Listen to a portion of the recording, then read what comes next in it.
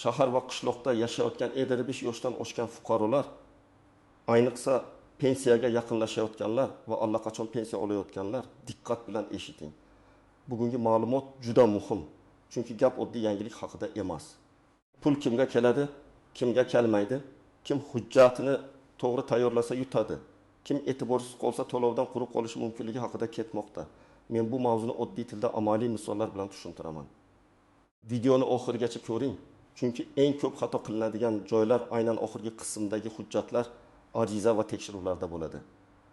Hozir kanalga obuna bo'ling, like bosing, chunki bu ma'lumot sizga ham, qo'shningizga ham, ota-onangizga ham kerak bo'lishi mumkin. Avval qanday edi? Ko'pchilik pensiya yoki qo'shimcha ijtimoiy to'lov masalasida bitta narsaga ishonib yashardi. Yoshim yetdi. Demak, pul avtomatik keladi. Ayniqsa qishloqlarda mahalla biladi. Pensiya jamg'armasi o'zi chaqiradi. Bank kartaga tushaveradi degan tushuncha keng tarqalgan. Shaharda esa odamlar elektron tizimlar ishlayapti, hamma narsa bazada bor deb o'ylaydi. Lekin amalda har doim ham shunday emas. Endi asosiy o'zgarish shunda, pul berish masalasida faqat yoshga qaralmaydi. Hujjatlar, ish staji, rasmiy daromad, ro'yxatda turish joyi, bank kartasi, ijtimoiy holat, nogironlik guruhi, boquvchisini yo'qotganlik holati, yolg'iz yashash yoki oilaviy tarkib kabi ma'lumotlar tekshiriladi. Ya'ni 25 yoshdan oshgan hamma odam bir xil to'lov oladi degan qarash noto'g'ri. Ba'zilar oladi, ba'zilar esa olmaydi. Ayrimlar kamroq oladi, ayrimlar ko'proq oladi. Ba'zilar esa aslida haqli bo'lsa ham hujjatdagi bitta xato yoki bozordagi nomuvofiqlik sabab pulni vaqtida olmay qoladi. Men ekspert sifatida eng avvalo shuni aytaman. Bugungi davrda pensiya va ijtimoiy to'lovlarda asosiy masala men haqliman deb o'ylash emas. Mening haqqim hujjatda va tizimda to'g'ri ko'rinayaptimi degan savolga javob topishdir. Chunki davlat organlari qarorni ko'pincha og'zaki ma'lumotga emas, rasmiy bazaga, arizaga va tasdiqlovchi hujjatlarga qarab chiqaradi. O'zgarishlarning mohiyatini oddiy qilib tushuntiraman. Oldin ko'p jarayonlar qo'lda tekshirilgan, mahalla yoki tashkilotlardan ma'lumot so'ralgan, fuqaro o'zi ko'p joyga borib hujjat yig'gan. Hozir esa ma'lumotlarning katta qismi elektron bazalar orqali solishtiriladi. Bu yaxshi tomoni bilan ham, xavfli tomoni bilan ham bor. Yaxshi tomoni, agar sizning ish stajingiz, pasport ma'lumotingiz, nikoh holatingiz, bank kartangiz, ro'yxatdan o'tgan manzilingiz va boshqa ma'lumotlar to'g'ri bo'lsa, jarayon tezlashadi. Masalan, shaharda yashaydigan 72 yoshli ayolning 22 yillik rasmiy staji bo'lsa, ish joylari elektron bazada ko'rinsa, hujjatlari to'g'ri bo'lsa, u pensiya yoki tegishli nafaqaga murojaat qilganda ortiqcha sarson bo'lmasligi mumkin. Xavfli tomoni, agar ma'lumotlar bazada noto'g'ri chiqsa, tizim sizni haqli deb ko'rmasligi mumkin. Masalan, qishloqda yashagan odam 1940-yildan 2007 yilgacha fermer xo'jaligida ishlagan, lekin u davrdagi mehnat daftarchasi yo'qolgan yoki yozuv aniq emas. U odam o'zini 10 yil ishlagan deb biladi, lekin rasmiy tasdiq bo'lmasa, bu staj hisobga olinmasligi mumkin. Natijada pensiya miqdori pasayadi yoki ayrim to'lovlar kechikadi. Yana bir muhim nuqta, ayrim to'lovlar daromadga qarab beriladi. Ya'ni oilada ishlayotgan farzandlar borligi, uy xo'jaligi nomida mol-mulk borligi, rasmiy daromad ko'rinishi, boshqa nafaqa yoki kompensatsiya olinayotgani inobatga olinishi mumkin. Shuning uchun qo'shnim oldi, men ham olaman degan o'lchov har doim ishlamaydi. Qo'shningizning oilaviy tarkibi boshqa, hujjati boshqa, ro'yxatdagi manzili boshqa, staji boshqa bo'lishi mumkin. Birinchi navbatda pensiya yoshiga yaqinlashayotgan ayollar va erkaklar e'tiborli bo'lishi kerak. 55 yoshdan keyin odam hali vaqt bor deb yurmasligi kerak. Men odatda fuqarolarga kamida 6 oy oldin hujjatlarni tekshirishni maslahat beraman. Chunki yo'qolgan mehnat daftarchasini tiklash, eski korxonadan ma'lumotnoma olish, arxivdan hujjat topish bir kunda bitmaydi. Ikkinchi guruh qishloqda norasmiy ishlaganlar. Masalan, bir ayol 20 yil davomida mavsumiy paxta, pillachilik, issiqxona yoki chorvachilik ishlarida qatnashgan bo'lishi mumkin. Lekin bu ishlar rasmiy shartnoma bilan yuritilmagan bo'lsa, pensiya hisobida muammo chiqadi. Men bu yerda ishlagansiz, demak hammasi hisoblanadi deb ayta olmayman. Hisoblanishi uchun tasdiq kerak. Tasdiq bo'lmasa, staj masalasi tortishuvli bo'ladi. 3-guruh shaharda turib, lekin ish joylari yopilib ketgan odamlar. Masalan, 1995 yilda zavodda ishlagan, keyin korxona tugatilgan, keyin kichik firmada ishlagan. keyin bozorda faoliyat yuritgan. Agar har bir davr bo'yicha hujjat aniq bo'lmasa, pensiya tayinlashda bo'shliq paydo bo'ladi. Ana shu bo'shliq pul miqdoriga bevosita ta'sir qiladi. 4-guruh familiyasi, ismi yoki otasining ismi hujjatlarda turlicha yozilganlar. Bu juda keng tarqalgan xato. Pasportda Gulnora yozilgan, mehnat daftarchasida Gulnora yozilgan bo'lishi mumkin. Yoki nikohdan keyin familiya o'zgargan. Lekin eski hujjatlarda avvalgi familiya qolgan. Bunday holatda tizim bitta odamni ikki xil shaxs deb ko'rishi mumkin. Natijada staj to'liq chiqmaydi. 5-guruh bank kartasi bilan bog'liq muammosi borlar. Pensiya yoki nafaqa tayinlangan bo'lsa ham, karta muddati tugagan, karta bloklangan, bank hisob raqami noto'g'ri kiritilgan bo'lsa, pul tushmay turishi mumkin. Odam esa menga bermadi deb o'ylaydi. Aslida muammo to'lov tayinlanmaganida emas, pul o'tkazish kanalida bo'lishi mumkin. Agar sizning pasport ma'lumotlaringiz to'g'ri, doimiy ro'yxat manzilingiz aniq, mehnat stajingiz elektron tizimda yoki mehnat daftarchasida to'liq tasdiqlangan, bank kartangiz ishlayotgan, avvalgi to'lovlaringiz muntazam tushayotgan bo'lsa, vahimaga tushishga hojat yo'q. Lekin bu tekshirmaslik kerak degani emas. Men doimo shuni aytaman. Xotirjam bo'lish uchun kamida bir marta tekshiruvdan o'ting. Masalan, Toshkent shahrida yashaydigan 10 yoshli erkak 35 yil rasmiy ishlagan. Pensiyasi har oy kartaga tushadi. Pasportni yangilagandan keyin bankka va tegishli organlarga ma'lumotlari to'g'ri o'tgan. Bunday odamda katta xavf kamroq. Lekin u ham karta muddati, telefon raqamiga bog'langan xabarnoma. Bankdagi hisob holatini tekshirishi kerak. Yoki qishloqda yashaydigan 77 yoshli ayol yaqinda hujjatlarni oldindan tekshirgan. Mehnat daftarchasidagi yozuvlar tasdiqlangan. Nikohdan keyingi familiya o'zgarishi bo'yicha guvohnoma bor. Mahalladagi oilaviy tarkib ma'lumoti to'g'ri. Bunday fuqaro ham ancha tayyor hisoblanadi. Lekin agar uning oilaviy daromadiga qarab beriladigan to'lov bo'lsa, oiladagi boshqa a'zolarning rasmiy daromadi ham tekshirilishi mumkinligini unutmasligi kerak. Birinchi misol, 26 yoshli ayol qishloqda yashaydi. U 12 yil maktab oshxonasida ishlagan. Keyin 8 yil fermer xo'jaligida mavsumiy ish qilgan. Keyin uyda farzand tarbiyasi bilan shug'ullangan.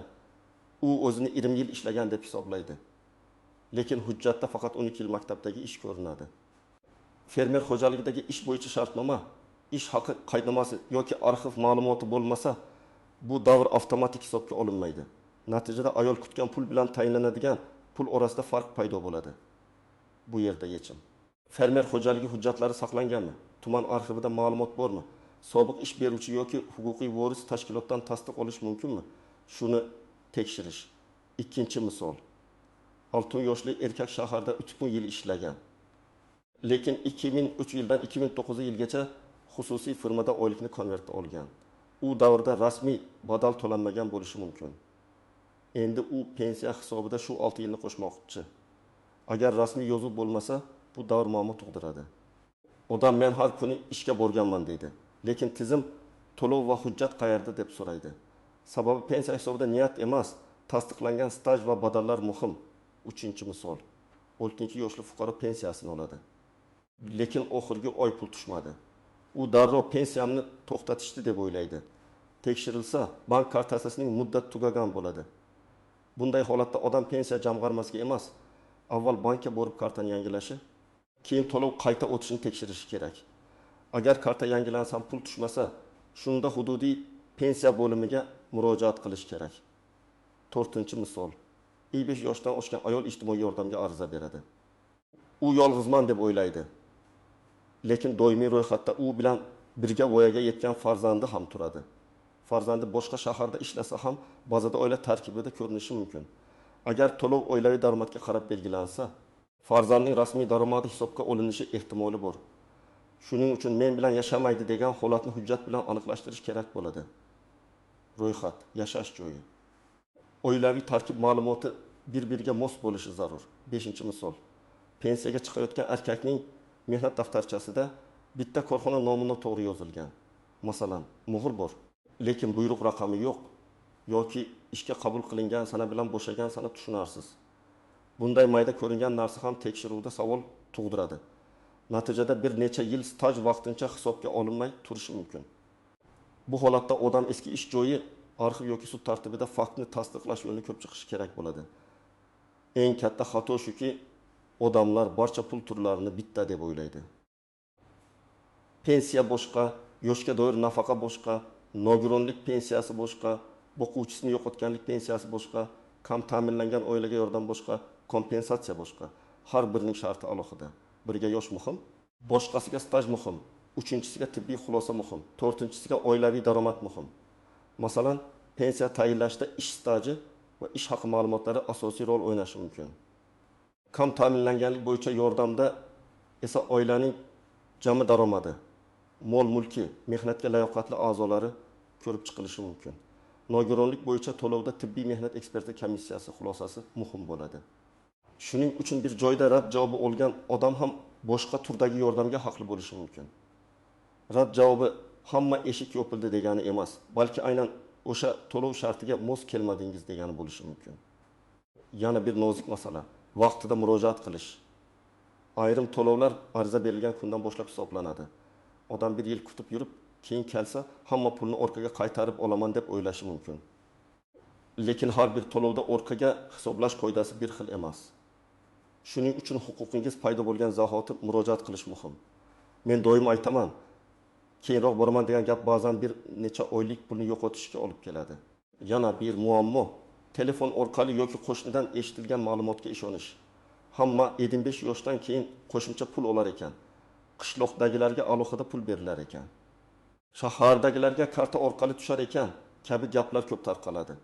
Lekin rasmiy qaror, nizom, mahalla yoki pensiya bo'limidagi aniq tushuntirish bo'lmasa, bunday xabarlar sizni chalg'itishi mumkin. Har safar savol bering. Bu qaysi to'lov, qaysi hujjat asosida, kimlarga, qaysi muddatda, qanday ariza bilan beriladi? Yolg'iz yashovchi pensionerlar bo'yicha ham alohida e'tibor kerak. Ayrim hollarda yolg'iz keksalarga ijtimoiy xizmat, yordam yoki boshqa qo'llab-quvvatlash choralari bo'lishi mumkin. Lekin buning uchun yolg'iz yashash holati rasmiy ma'lumotlarda to'g'ri ko'rinishi kerak. Agar uyda ro'yxatda boshqa odamlar tursa, lekin ular amalda yashamasa. Bu masalani hujjat bilan aniqlashtirmasdan turib tizim sizni yolg'iz yashovchi deb tan olmasligi mumkin. Qishloqdagi fuqarolar uchun yana bir nozik joy bor. Yer uchastkasi, tomorqa, chorva yoki boshqa mulk haqidagi ma'lumot. Ayrim ijtimoiy yordam turlarida oilaning iqtisodiy imkoniyati baholanishi mumkin. Tomorqa borligi avtomatik ravishda yordam berilmaydi degani emas, lekin u tekshiruvda ko'rilishi mumkin. Shuning uchun daromadingiz haqiqatan kam bo'lsa, xarajatlaringiz ko'p bo'lsa, davolanish, nogironlik, qarovga muhtojlik kabi holatlar bo'lsa, bularni ham hujjat bilan ko'rsatish kerak. Shahardagi fuqarolar uchun esa ijara, vaqtincha ro'yxat, doimiy ro'yxat va real yashash joyi masalasi muhim. Odam bir tumanda ro'yxatda turib, boshqa tumanda yashashi mumkin. Ariza qayerga beriladi? Mahalla qaysi manzil bo'yicha ko'radi? Oilaviy tarkib qayerdan olinadi? Shularni oldindan aniqlash kerak. Aks holda bir idora boshqasiga yuboradi, vaqt ketadi, odam esa asabiylashadi. Birinchi qadam, shaxsiy hujjatlaringizni tekshiring. Pasport yoki ID karta amal qilish muddati o'tmagan bo'lsin. Ism, familiya, otasining ismi barcha hujjatlarda bir xil yozilganini ko'ring. Nikoh guvohnomasi, ajrim guvohnomasi, familiya o'zgargan bo'lsa, tegishli hujjat, tug'ilganlik guvohnomalari kerak bo'lishi mumkin. Ayniqsa ayollar familiya o'zgarishi bo'yicha hujjatni albatta saqlashi kerak. Ikkinchi qadam, mehnat stajingizni tekshiring. Mehnat daftarchangiz bo'lsa, undagi har bir yozuvni ko'rib chiqing, ishga qabul qilingan sana, bo'shagan sana, buyruq raqami, korxona nomi, muhr, imzo. Agar yozuv o'qilmasa, muhr yo'q bo'lsa, sana chalkash bo'lsa, oldindan aniqlashtiring. Eski ish joyi tugatilgan bo'lsa, tuman yoki shahar arxiviga murojaat qiling. Arxivdan ish haqi, ish staji, buyruq nusxasi bo'yicha ma'lumotnoma so'rashingiz mumkin. Uchinchi qadam, bank kartangizni tekshiring. Karta muddati tugamaganmi, bloklanmaganmi, SMS xabarnoma ishlayaptimi? Bankdagi telefon raqamingiz o'zgarmaganmi, shuni ko'ring. Agar pensiya yoki nafaqa yangi kartaga o'tkazilishi kerak bo'lsa, bankdan hisob raqami bo'yicha aniq ma'lumot oling va tegishli organlarga yangilangan ma'lumot yetib borganiga ishonch hosil qiling. To'rtinchi qadam, doimiy ro'yxat va yashash joyingizni aniqlashtiring. Mahallaga boring. Oilaviy tarkib qanday ko'rinayotganini so'rang. Ro'yxatda siz bilan birga kimlar turibdi? Ular amalda yashaydimi? Ular ishlaydimi? Daromadi bormi? Bular ayrim ijtimoiy to'rlar uchun muhim bo'lishi mumkin. Agar farzandingiz boshqa joyda yashasa, lekin ro'yxatda siz bilan tursa, bu holat qanday ta'sir qilishini oldindan so'rang. 5-qadam, ariza berishda og'zaki gap bilan cheklanib qolmang. Qaysi to'lovga murojaat qilayotganingizni aniq yozing.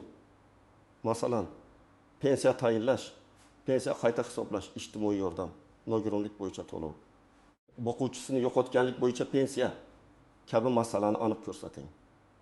Ariza qabul qilingan bo'lsa, qabul qilingan sana, ro'yxat raqami yoki tasdiqni saqlang.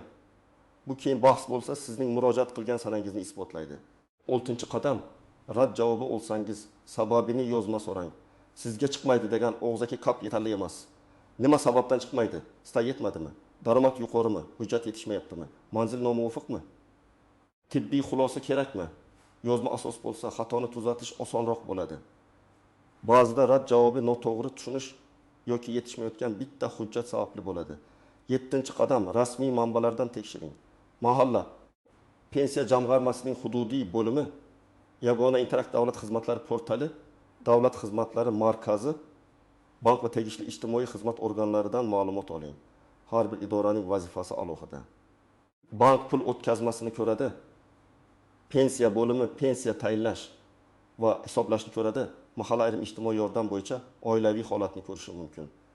Noto'g'ri joyga murojaat qilsangiz, vaqt yo'qotasiz. 8-qadam. Hujjatlarning nusxasini alohida papkada saqlang. Pasport nusxasi, mehnat daftarchasi nusxasi, arxiv ma'lumotnomalari, nikoh yoki familiya o'zgarishi hujjatlari, bank rekvizitlari, tibbiy xulosalar, arizalar nusxasi. Rad javobi bo'lsa, uning nusxasi. Ko'p odamlar aynan shu joyda yutqazadi. Bir marta olib kelgan hujjatini keyin topolmaydi. Yana arxivga boradi, yana vaqt ketadi. Endi eng og'riqli savolga javob beraman. Nega pul hammaga ham kelmaydi? Sabab bir nechta. Birinchidan, hamma to'lov umumiy emas. Ayrim to'lovlar faqat belgilangan toifaga beriladi.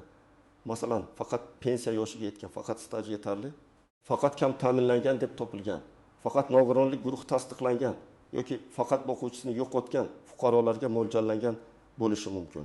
Ikkinchidan, hujjat yetarli bo'lmasligi mumkin. Fuqaro haqiqatda ishlagan, haqiqatda muhtoj, haqiqatda yolg'iz yashashi mumkin. Lekin hujjat bo'lmasa, tizim buni tasdiqlamaydi. Davlat to'lov hujjatga tayanadi. 3-dan, ma'lumotlar bazasida nomuvofiqlik bo'lishi mumkin. Ism xato, pasport yangilangan, familiya o'zgargan, manzil boshqa, bank kartasi boshqa, oilaviy tarkib noto'g'ri. Bunday vaziyatda pul to'xtab qolishi yoki ariza ko'rib chiqilishi cho'zilishi mumkin. 4-dan, ayrim oilalarda daromad chegaradan yuqori chiqishi mumkin. Odam o'zini muhtoj deb his qiladi, chunki xarajatlari ko'p. Lekin rasmiy hisobda oilaning daromadi belgilangan mezondan oshsa, ijtimoiy yordam rad etilishi mumkin. Bu og'ir holat, lekin tizim ko'pincha mezon asosida qaror qiladi. 5-dan, murojaat kech berilgan bo'lishi mumkin. Huquq bor, lekin ariza yo'q. Ariza bo'lmasa, ayrim to'lovlar avtomatik boshlanmaydi.